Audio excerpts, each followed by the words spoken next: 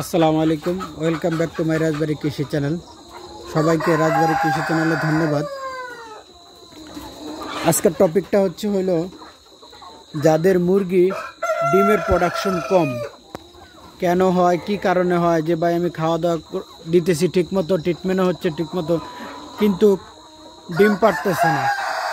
তাদেরকে বলবো খাওয়া দাওয়া ট্রিটমেন্ট তো আছেই, এটার মধ্যে একটা ইম্পর্টেন্ট কাজ হলো এই লাইটগুলা।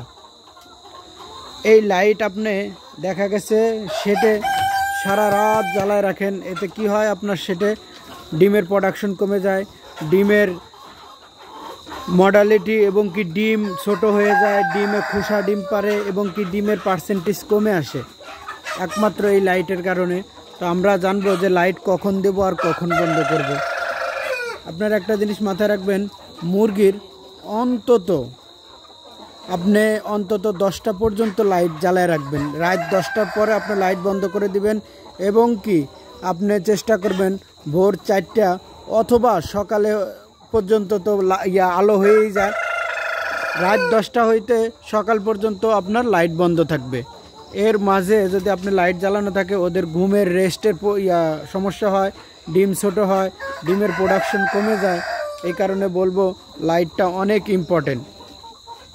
অনেকেই আছে লাইট সেটা বন্ধই করে না অথবা মাগরিবের পরেই লাইটটা বন্ধ করে দেয়। এই কারণে আপনার মুরগির ডিমের পার্সেন্টেজ কমে আসে। এই কারণে আপনার লাইটটা যদি আপনি মেনটেন করতে পারেন তাহলে ইনশাল্লাহ আপনার ডিমের প্রোডাকশন ভালো চলে আসবে এবং কি খোসা ডিম হবে না।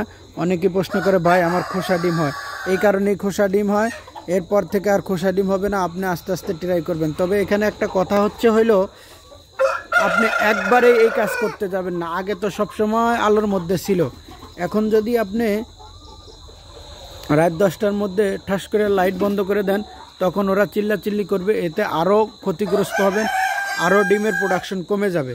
কাজেই আপনি এই আস্তে আস্তে আস্তে আস্তে করে ওদের অভ্যাস করাইতে হবে।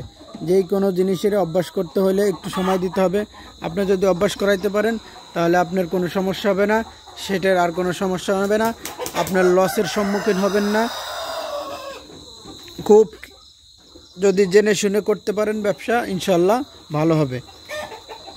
আজকে এতটুকুই। সবাই ভালো থাকবেন, সুস্থ থাকবেন। আল্লাহ হাফেজ।